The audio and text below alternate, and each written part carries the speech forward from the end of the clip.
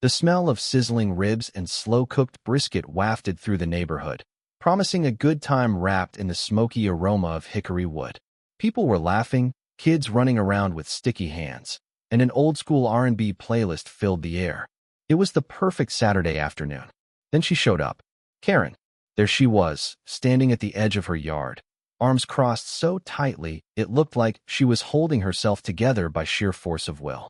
Her lips were pressed into a thin line of disapproval, her eyes narrowing at the smoke rising from my grill, like it had personally wronged her. She'd already complained about my mailbox being an inch too high. She'd complained about my lawn being too festive at Christmas. And now, she'd found her ultimate fight, the barbecue. She didn't say a word at first, just stood there, fuming, taking deep, dramatic breaths as if my perfectly seasoned meat was poisoning her. Then, in the over-the-top way of a soap opera villain, she whipped out her phone and started dialing. I sighed. Here we go. My best friend Tony, already 2 plates deep in the feast, wiped his mouth. Nah man, she's bluffing. Karen turned, locked eyes with me, and spoke into the phone loud enough for everyone to hear. Yes, I'd like to report an illegal gathering. Yes, there's excessive smoke, loud noise, and possibly hazardous conditions. It's extremely disruptive. She paused, nodding like the dispatcher could see her, then threw in the kicker. It smells like chemicals. Tony whistled. Oh, she's serious. I waved at her. Karen, you're calling the cops on barbecue smoke? On a Saturday? In America? She turned her back to me like I was beneath her, still talking into her phone, her voice oozing the kind of self-righteousness that made HOA meetings unbearable. The party went quiet for a moment, people exchanging glances, unsure whether to keep eating or start running like fugitives. I rolled my eyes. All right, everyone, place your bets. 5 minutes before the cops show up. Laughter rippled through the group, though the tension was still there. This was the 3rd time she'd tried something like this in the past year, and while I usually shrugged it off, today felt different. This wasn't just about a barbecue, it was about power. She wanted to win. 10 minutes later, the sirens arrived. 2 patrol cars pulled up in front of my house, lights flashing, but thankfully no sirens. A few people shifted nervously, but I knew better. I walked up to meet the officers before Karen could, throwing on my best host smile. One of the officers, a middle-aged guy with a tired look that screamed, "I hate my job today," stepped forward. "We got a call about," he sniffed. "A disturbance?" I gestured behind me. "Yep, a serious one. Best brisket this side of the city. You guys want a plate?" The other officer, younger and barely hiding a smirk, elbowed his partner. "Told you it was a barbecue call." Karen stormed over before I could savor the moment. "Excuse me, officer. This man is creating a public nuisance. That smoke is toxic. My allergies are flaring up. And the noise. This is a residential neighborhood, not a frat party." The older officer shot her a look that I'd only ever seen dads give their kids when they ask why they can't have candy for dinner. "Ma'am, we're here for a disturbance, not to review the cookout." Karen gasped like he'd just insulted her personally. "So, you're just gonna let him do whatever he wants?" The officer sighed. "Well, unless he's breaking a noise ordinance, setting an actual fire, or disturbing the peace, there's not much we can do here." He glanced at my grill, nodding toward it. "Looks safe to me." I clapped my hands together. "Well, that's that then. Officers, you're welcome to grab a plate. Might as well make the trip worthwhile." The younger officer raised an eyebrow. "For real. Best ribs in town. You won't regret it." The older one hesitated, then shrugged. "Well, I'm off in 20 minutes. Karen's face twisted like she'd just bitten into something sour. "You're seriously going to eat his food? After I called you to enforce the law?" The younger cop grinned. "There's no law against good barbecue, ma'am." Karen let out a screech, spun on her heel, and stormed back to her house, slamming the door so hard it rattled the windows. Meanwhile, I handed each officer a plate, and soon enough, they were sitting at one of the picnic tables, blending right in with the rest of the crowd. Tony leaned over. "Bro, you just turned a police call into a catering gig." I smirked. Adapt and overcome.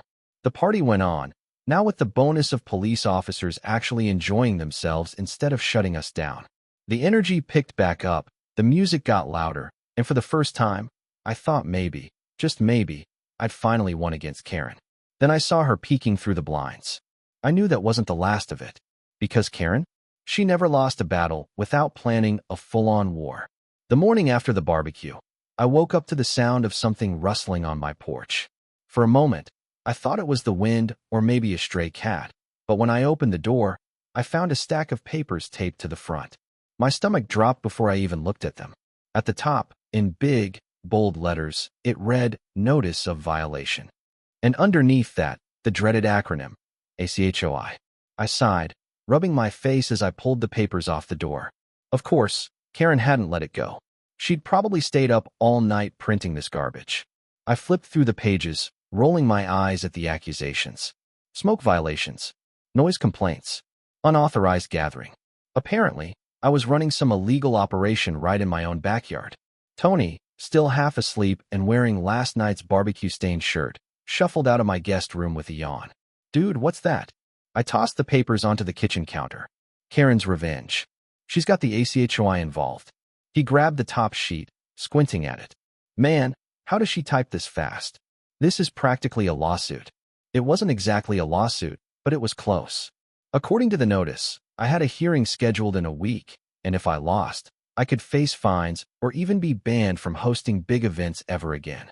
My backyard barbecue empire was officially under attack. The worst part? Karen had gone around knocking on doors, getting signatures from some of the neighbors.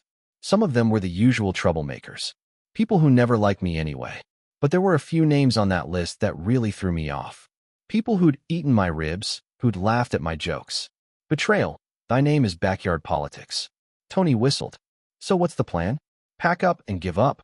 Or are we fighting back?" I grinned, grabbing a cup of coffee. "Oh, we're fighting back.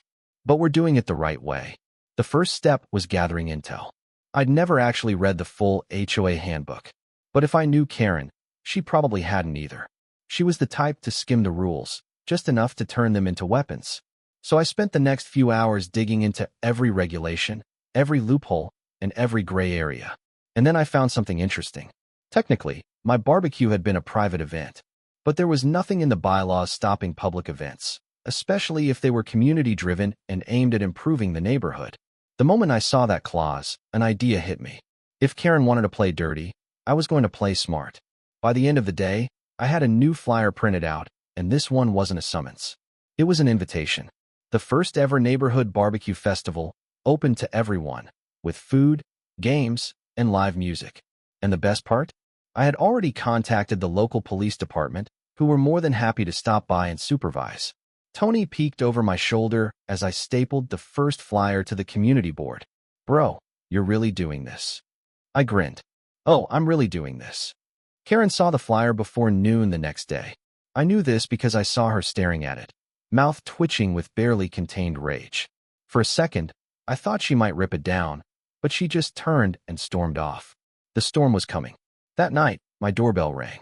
I figured it was another nasty letter, maybe even a confrontation, but what I didn't expect was Karen standing there with a smirk, holding a stack of papers. "Nice little stunt you're pulling," she said sweetly, though the venom in her voice was impossible to miss. I folded my arms. "Thanks. I try." She stepped closer, lowering her voice. "Do you really think you can turn the whole neighborhood against me?" I laughed. "Karen, you turn the whole neighborhood against yourself." Her smile dropped. "You're making a mistake." I took the papers from her hands, flipping through them. Another HOA complaint. Another attempt to shut me down. But this time, she took it a step further. She filed a petition to restrict community gatherings, making them only allowed at board-approved events. If she managed to get enough signatures, she could actually change the rules. I sighed. "You ever just go see a movie or something? Like do normal people stuff?" Karen's eyes narrowed. "I'm going to win this." I leaned against the doorframe. "Guess we'll see." The next few days turned into a full-on signature war. Karen was going door to door pushing her petition, while I did the same with mine. It felt like a political campaign, but the stakes weren't about some HOA regulation. They were about my right to grill in peace. Then, just when I thought things couldn't get more absurd, the sabotage started. First, my grill mysteriously disappeared from the backyard. I found it the next morning sitting on the curb, with a handwritten note attached that simply read, "Fire hazard." Then, my festival flyers started disappearing overnight, torn from bulletin boards, even from local stores. When I asked around, no one had seen anything. No one admitted to anything. but I had my suspicions. And then came the ultimate betrayal. One of my biggest supporters had been Mr. Thompson, the guy 3 houses down, who always showed up to my BBQs with a six-pack and a new grilling technique to test out. But when I knocked on his door to confirm his attendance for the festival, he wouldn't even look me in the eye. "Look, Jay," he mumbled, shifting awkwardly. "I just think, maybe it's best if we keep things peaceful." "Peaceful?" I repeated, incredulous. "You love barbecue. You love my barbecue." He winced. I know. But Karen's got connections, man. She's talking about getting the city involved. Health inspections. Noise fines. I just can't be part of that." I stared at him, then let out a heavy breath. "So that's how it is," I said. He nodded, looking ashamed. "I'm sorry, man." I walked away without saying another word. That night, as I sat in my backyard, staring at the empty space where my grill used to be, Tony plopped down next to me. "So what now?" "She's pulling every dirty trick in the book." I tapped my fingers on the armrest of my chair. "Now, we go bigger." Tony raised an eyebrow. "Bigger than a barbecue festival?" I grinned. "Way bigger." Because Karen made one mistake. She thought this was just about barbecue. She thought it was just about some neighborhood drama. But what she didn't realize was that she'd sparked something in me. I wasn't just going to win. I was going to make sure she'd never forget it. The morning of the barbecue festival arrived, and the air was thick with the smell of smoked meat and the unspoken tension of an inevitable showdown. The setup had gone off without a hitch. Rows of tables lined the park, each covered with checkered tablecloths. Vendors from all around the city had agreed to join in, turning what was originally just a neighborhood gathering into something much bigger. A few live bands had set up on a small stage, tuning their instruments. Balloons and banners were strung across the street, welcoming guests. The scent of ribs, brisket, and burgers filled the air, mixing with the distant sounds of laughter and conversation. It should have been perfect, but something felt off. Karen had been eerily quiet for the past 24 hours. Too quiet. She hadn't sent any more notices. No new threats. No surprise HOA violations. It wasn't like her to just back off, which meant she was up to something. Tony nudged me as I checked the grill. "I don't trust it, man. Feels like the part in the movie where the villain's just waiting for the hero to let their guard down." I nodded, scanning the crowd. "She's got something planned. We just don't know what yet." The event kicked off strong. People were showing up in droves, many with plates piled high with food. Even some of the neighbors who'd sided with Karen initially were there, their noses leading them to the buffet tables, despite whatever promises they'd made to her.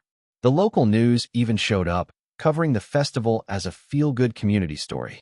I did a quick interview, talking about how the festival was all about bringing people together, not dividing them. All the while, I kept looking over my shoulder. Karen was nowhere to be seen. Then, just as I started to think maybe, just maybe, she had finally given up, the fire trucks showed up. 3 of them, lights flashing, sirens off, but their presence unmistakable. A fire marshal stepped out, clipboard in hand, eyes scanning the scene with calculated authority. People started whispering. The music faded as the band stopped playing.